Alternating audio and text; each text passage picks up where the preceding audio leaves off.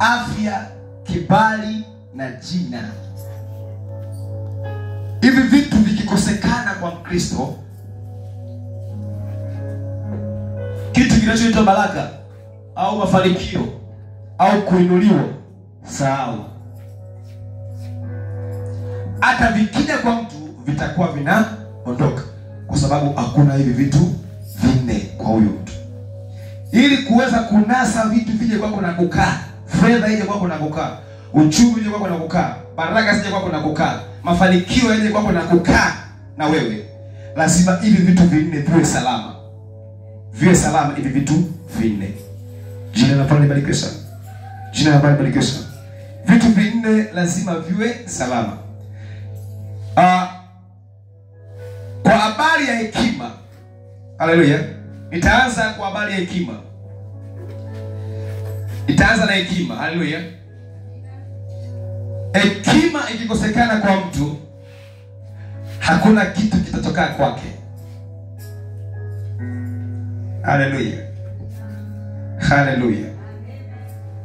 Hekima ikikosekana kwa mtu, hakuna kitu kitatoka kwake.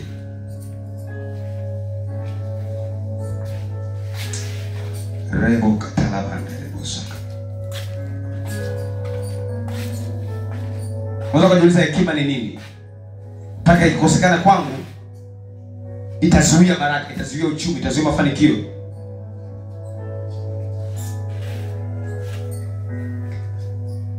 Hekima ikikosekana kwa Mkristo, itazuia baraka. Hekima ndio inayomfanya mtu aweze kuchakata lipi la kuongea, lipi sio la kuongea.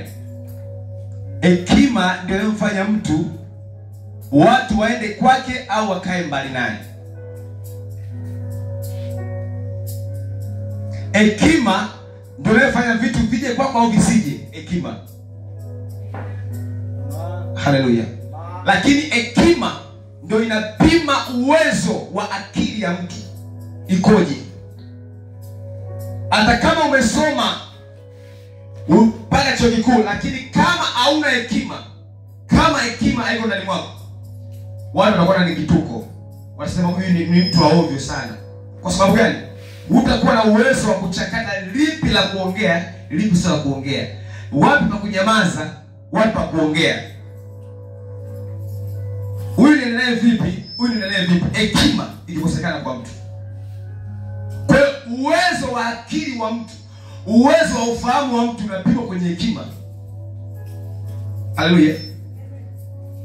Anaenda vipi mambo yake yakishafika. Sababu hekima inakupa uwezo wa kuendo mambo yanapokuja, mabaya na mazuri. Hekima inakufanya namna ya kuendo wale mambo yakija kwako, mabaya na mazuri. Unayaenda vipi? Unayakabili vipi? Jambo likitokea, action yako ni nini? Baada ya jambo kutokea, liwe baya liwe zuri, ndio inapimwa hekima yako ipoje. Limetokea jambo zuri, limetokea jambo baya, unafanya nini baada ya tendo? Hapo hekima yako ndio inapimwa kwamba huyu ana hekima au hana hekima. Haleluya. Sulemani aliomba hekima tu kwa Mungu. Haleluya.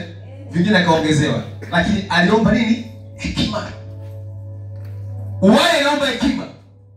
Watu hawawezi kuwa na wewe kama una hekima. Hekima inafanya watu wawe karibu yako. Na hekima inaweza kufanya watu sio karibu yako wewe. Nakuelewa vizuri hapo.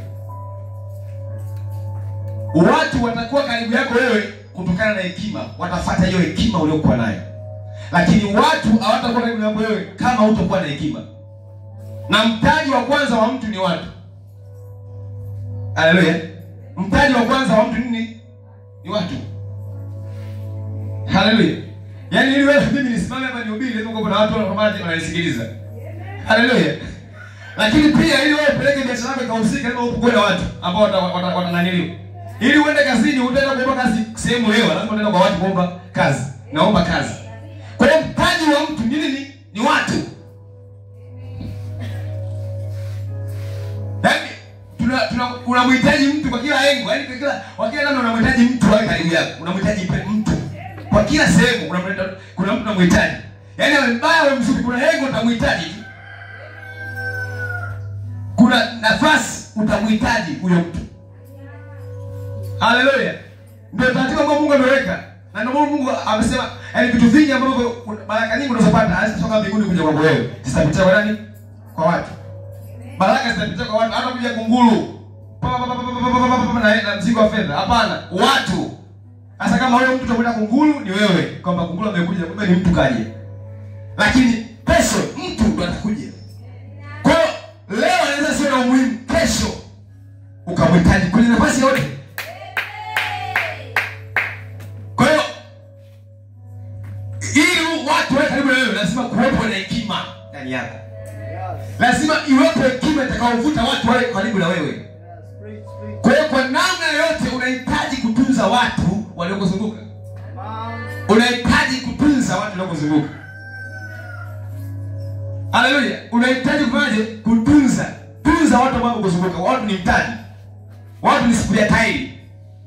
Kuna sehemu umekwama, watu wanafanyaje? Sio kila sehemu utaweza kwa sababu mwenyewe, kuna sehemu unahitaji support ya mtu. Kwa hiyo watu ni mtaji. Watu wao wanatunzwaje? Kwa hekima. Kwa hekima ndio itakuwezesha watu watunze. Usipokuwa na hekima, popote unaenda kupaka kazi, utaomba kazi kisela. Hapa mimi nimesoma hapa na mimi. Lakini ukiwa na hekima unaenda kwenye ofisi, kuna maneno tazungumza hapa. Kutokana na azi ya ofisi. Ninaenda sehemu fulani nitaongea hapa maneno haya. Hiyo inakufanya kwamba hapa nitaongea maneno haya. Hapa ndo hiyo ni hekima inakucontrol kwamba hapa huyu mtu kwa ufahamu wake ongea neno hili.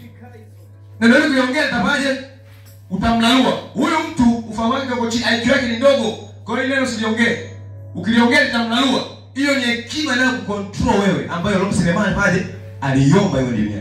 Amina. Sasa nilikwambia kwamba watu mtaji usikumbatie watu, usio kwamba utunze wale ambao karibu yako, sio kila mtu ambaye unashare mambo yako. Hapana. Kutunza watu simaanishi kila mtu hawe anajua mambo yako au anajua changamoto yako au anajua nini unapitia. Hapana. Kutunza watu sio huko kwamba nisipomshirikisha mambo yangu hata kwa karibu yangu mimi. Hapana. Watu wao karibu yako kwa sababu mambo yako haya. Wanakuwa karibu kwa sababu ya hekima uliokuwa nayo. Haleluya. Kwa hiyo wanasogelea mmoja alisema love people to the distance. Yaani mpende mtu kwa nafasi. Yaani mtu unampenda lakini umwachia kule nafasi. Yaani unampendea kwa, ninakuona wewe lakini nakupendea kwa hapo. Haleluya. Amen. Bwana kama mnaangalia wasomi. Haleluya. Kwa hiyo ukihubiri Kiingereza kitakuja automatic. Haleluya. Roho Mtakatifu yuko mahali hapa. Haleluya. Kwa hata wewe kija hapa kitakuja tu, usishangae sana. Kwa hiyo yule mtu unampendea kwa mbali, sio kila mtu wa kumpendea kwa karibu. Kuna wengine utakiwa wapende kwa karibu. Wapendee kwa mbali, unawaona wale. Yuko ninakuona hapo Adamu kwa kule, lakini kuna distance umeweka kwamba these people sio mtu akuwa naye. Yes, lakini ninampenda kwa kule kwenye nafasi yake. Sio unaelewa sijui. Yaani umpotezi, umlalui wala umfanye kitu kibaya. Aone kama hauko naye. Hapana. Unaishi naye kama yuko, lakini kuna distance umeweka. Haleluya. Kwa hiyo lazima uelewe, sio kila mtu ambaye kwa sababu ndio utunze watu ni mtaji, ndio kila mtu sasa unakuwa kama ndio unakumbatia. Hapana. Wengine ni misumari. Wengine ni marafiki lakini sio watu wazuri.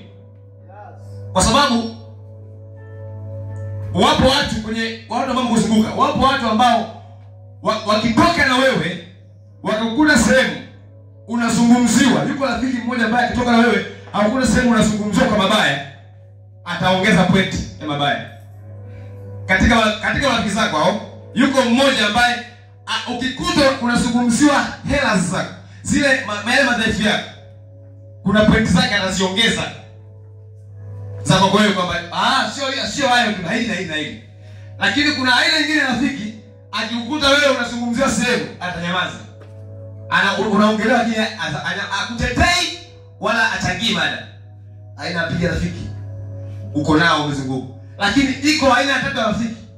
Ule ukikuta unazungumzia mabaya, unazungumzia wewe upande mabaya, amekuta kwenye vikao wewe haupo. Sio wewe haupo, lakini amekuta huko. Yeye atasimama kuelezea mema yako. Anasema hapana, nyinyi mnajua haya mabaya, lakini huyu mtu ana mema haya na haya na haya. Ana umuhimu huu na huu. Atageuka kuzungumzia ule upande ulio mwema. Sio mwambia akutetee, hapana. Yeye ataenda tu automatic kwa sababu ni rafiki wa kweli. Atakuzunguka. Sasa huyo ndo atakaye karibu na wewe. Wale ambao unasikia wanakuzungumzia mabaya, love to distance. Haleluya. Wapendee kwa mbali. Kuna ngoma ile sehemu umwambie kama umelisema mbaya hapana. Umwambie kama nimesikia, lakini unajua tu kwamba Mungu anakuonyesha kwamba these people ni mtu gani. Wanatakiwa umpendee wapi? Kwa mbali. Mungu anakuonyesha kwamba huyu mtu, kila mtu anakuzungumzia sehemu vibaya, huyo mtu mpendee kwa mbali.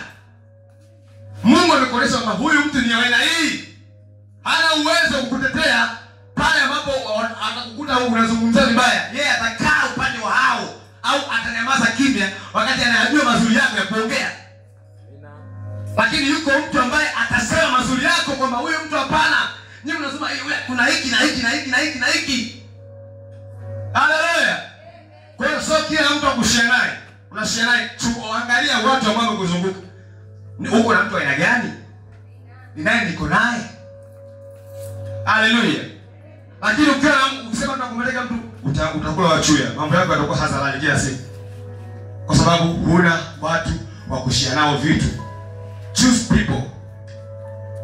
Kwa hiyo huyu ni mwenye hekima. Unakuwa na uwezo pia kuchagua watu gani kwenda nao. Lakini pia unatunza watu kama mtaji. Kwa hiyo kama hiki kosekana, ujue hakuna mafanikio yatakayopita kwako.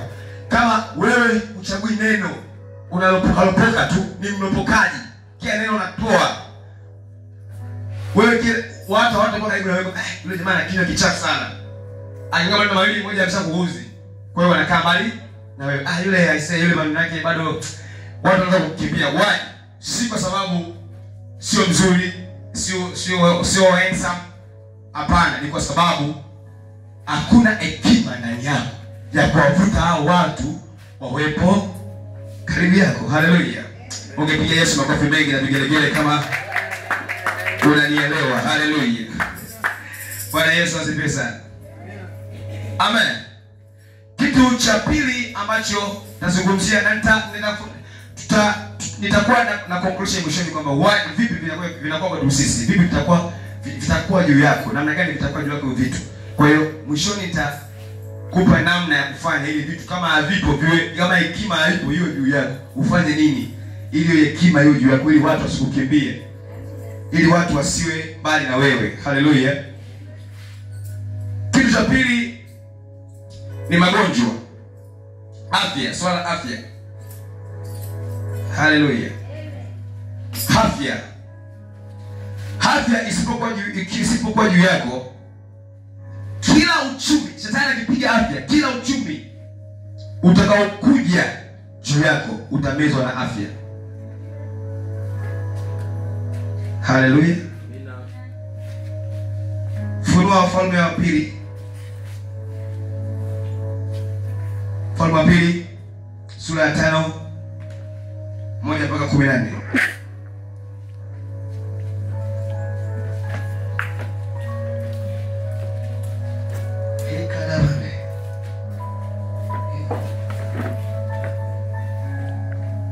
Nakaribia kumaliza, kwa hiyo usitishe kwaje. Ndio hapa nakaribia kumaliza hapa. Wafalme wa Pili. Soma sura ya kwanza hapo. Sasa anasema basi Naamani jemedari wa jeshi mfalme wa Shamu alikuwa ni mtu mkubwa mbele za bwana wake, mwenye kuheshimiwa kwa sababu ya mkono wa Bwana. Alikuwa amewapa waani Bashani kushinda. Tena alikuwa mtu hodari wa vita, lakini alikuwa mwenye ukoma. Ukisoma hapo unaona habari yake. Huyu nani? Naamani alikuwa ni mwanajeshi mkubwa na anaheshimiwa kwenye ufalme, lakini alikuwa na ukoma. Haleluya. Ukisoma mbele unaona pale alipambana kujitibia ule ukoma. Kila sehemu alikanyaga kwa ajili ya kujitibia ukoma. Shetani akipiga eneo la la afya, akipiga eneo la afya, kila kitu kitamezwa. Mali zako zote zitamezwa na afya. Utapambania afya, kesho utamka unapambania afya, kesho utamka unapambania afya, utamka siku unapambania afya. Sio unapata hela utaingia kwenye afya. Nani mtoto kaumwa ashakazi nani, si wewe umeumwa, si kimeenda kimerudi. Magonjwa yakiwa juu ya mtu, hakuna uchumi wala baraka zitakazokaa kwake. Watakuwa wanapambania kila siku ukicha, wanapambania afya, kutetea afya. Hamwezi kufurahikia maisha wakati afya ishakuwa tete. Yakiwepo juu, ujue mafanikio hatakuwa wewe juu ya mtu. Kwa sababu gani? Magonjwa afya haipo. Kwa hiyo kila ambacho kitakuja utapambania kwenye nini? Kwenye afya. Utapata hela utaingiza kwenye afya. Utapata nini? Ugonjwa uponi. Kwa hiyo shetani akipiga engo hii ya pili, ujue sahau kuhusu mafanikio. Utapambania sana afya kila kukicha. Hallelujah. Kitu cha tatu, jina. Ukikosa jina bora, sahau pia kuhusu mafanikio. Jina lako sio uliopewa na babako. Wewe unaitwa nani? Unaitwa mbarikiwa, unaitwa mbea, unaitwa msengenyaji, unaitwa jina gani unaitwa kwa watu? Shetani akiondoa jina jema kwako, likiondolewa, kila vitu vitakaa mbali. Vitu vyao vitakaa mbali na wewe. Kwa sababu anasema unampelekea yule mchonganishi, yani sifa yako, jina lako ni mchonganishi. Jina bora limetoka. Unataka nataka jina ambayo ni mstaarabu, wewe una sifa ya ustaarabu, una sifa ya mvurugaji. Yani jina ulilopewa na adui. Yani adui akipewa jina zuri akapanda jina baya kwako, hakuna vitu vyao vinakuja kwa wewe. Kila jambo litakuwa wewe ya mabaya. Kwai adui amepanda jina baya kwa kwenye maisha yako. Watu wakaanza kusema wewe ni fulani la ubaya, wewe ni fulani wa ubaya, wewe ni fulani. Maana yake ile jina jema baadaye usiuite mtumishi wa Mungu, unaitwa mtu wa ovyo, mtu wa ovyo. Ukisema mtu wa ovyo, wewe hakuna fursa nzuri itakuja kwako. Hata ikitokea fursa wanataka watu fulani, wewe hizo sifa hauna, kwa sababu hiyo jina shetani ameliondoa, amepanda jina baya. Hallelujah. Jina linakusaidia kuingia popote. Jina. Hallelujah. Amina. Linakusaidia kuingia popote. Kuna sehemu ukiingia, ukitaja jina fulani, unaenda kuomba kazi, ukaambiwa umefika ofisini, taja nimeelekezwa na mtu fulani. Shaibada, wewe julikani, lakini unafika pale, nimeambiwa na afande Kolokolo nije hapa. Okay sawa. Wapi jina lake limekupitisha pale? Hallelujah. Jina lako. Wewe kwenye mtaa wako una jina gani umepewa? Hallelujah. Jina gani umepewa lenye nguvu ya kuvuta haya mafanikio? Hallelujah. Umeitwa mama wa ovyo, au umeitwa mama maombi, au umeitwa mama mtumishi, au umeitwa mama nani? Au umeitwa kijana gani?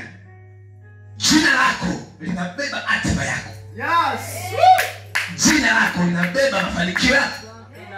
Kama una jina bora, sahau kuhusu hatima yako. Utakuwa unapishana kwa sababu jina lako haliendani. Na ndio maana cha kwanza alichofanywa Yakobo ni kubadilishiwa jina. Ili afanane na huko anakoenda. Afanane na hiyo hatima yake. Lazima upewe jina linalofanana na hatima yako. Hallelujah. Unataka uwe nani? Lazima hiyo jina liwe juu yako. Hallelujah. Hauwezi ukafika kwenye hatima fulani wakati jina unapewa jina fulani.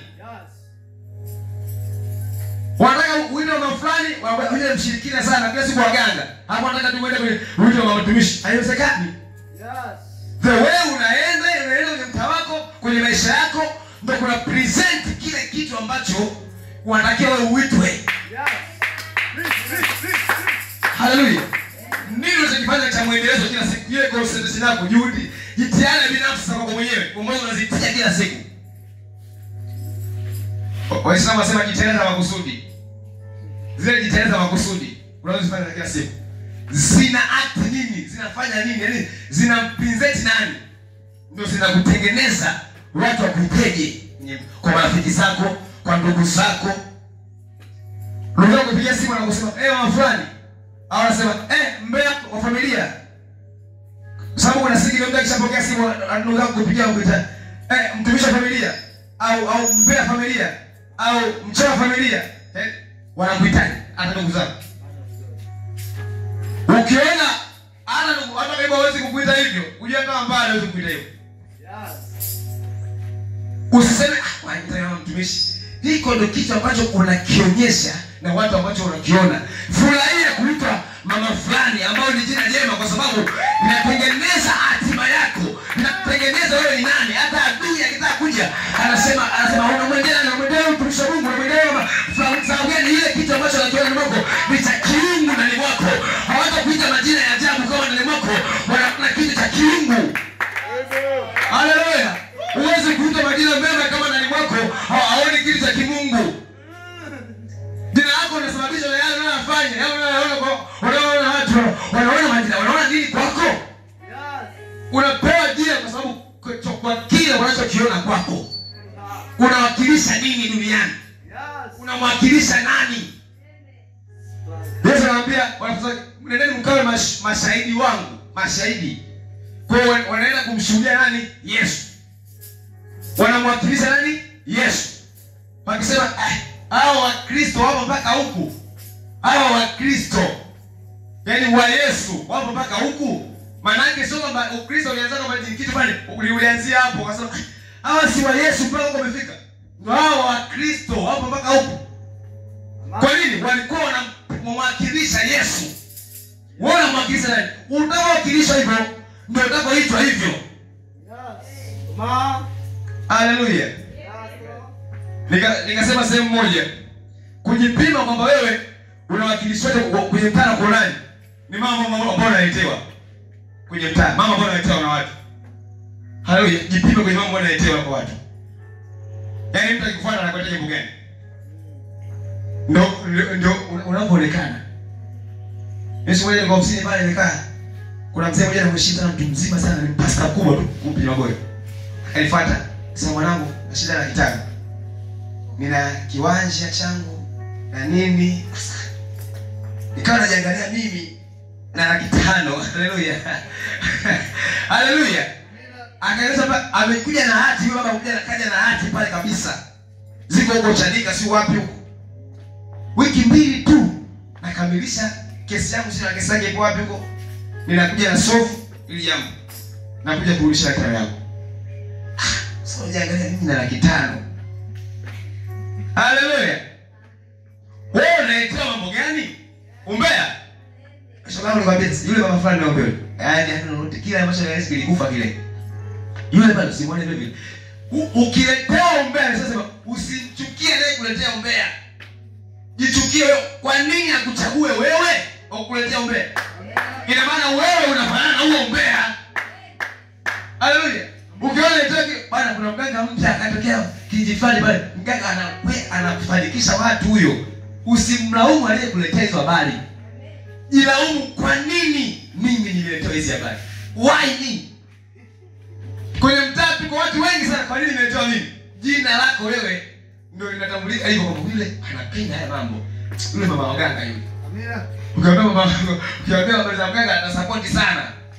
Kwa hiyo wanakuletea hizo habari hivyo hivyo.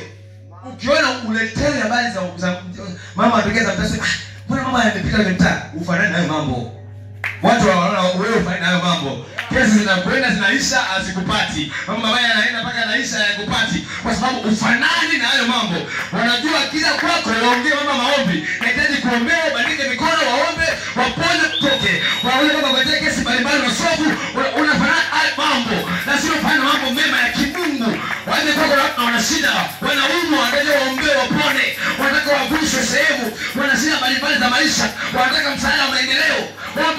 kwenye nyanja hizo, sio kupanda kwenye umbea, sio nani kafanya hiki, sio kafanya hiki kafanywa nani. Hayo sio mambo yako, mwana wa Mungu. Lazima jina lako lifanane na Kristo. Haleluya. Hayo sio mambo yako bwana. Unatakiwa uletee kesi za muhimu. Yesu anasema nendeni kumkaika miguu wagonjwa. Wale kesi za kuletewa. Mtu anaumwa, hawezi silini. Ni support hapa, ni inue, nifanyaje, niongeze kwenye uchumi. Usikatae kuomba hela sababu unafanana na hizo hela. Haleluya, unafanana na hizo hela sasa. Kila siku ananiambia mimi kwa sababu wanaona ndani mwako kwamba huyu ni mtu wa pesa. Pesa zinaongea ndio. Wewe usione, lakini watu wana pesa juu yako. Usikatae. Haleluya. Mungu ameachilia upendo huko mwanzo anaka juu yako akisema huyu sio kawaida, kuna uchumi ndani mwake. Hatuoni mtu mmoja niongeza makofi mengi na vigelegele kwa ajili ya Bwana. Haleluya. Haleluya. Sema kila siku mimi mbona kuna wengine wanatau. Kwa hiyo Mungu aondoe neema yaondoe. Inawezekana leo azipo, kesho zitakuja.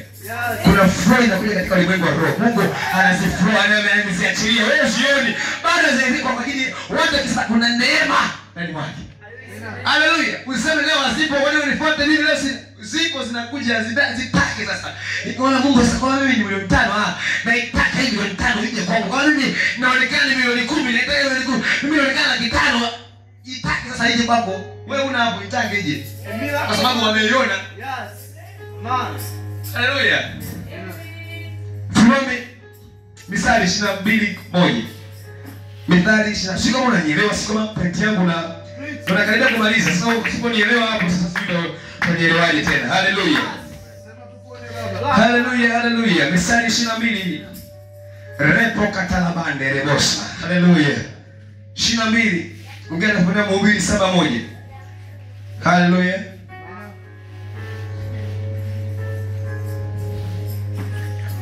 Shina 2:1, Mithali 7:1, Mithali 3:4.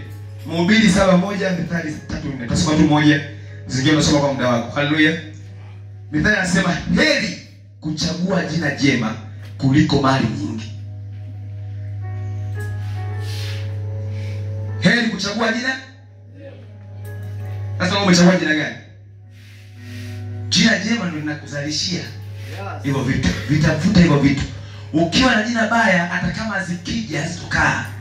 Kwa sababu kuna ubaya huko ndani mwako uliosababisha kupewa hilo jina. Kwa hiyo hizo ila zote zinaenda kwenye nini? Kwenye ubaya. Lakini ukiwa na jina jema kwanza, zikija zitakaa kwa sababu unafanana na hivyo vitu. Haleluya.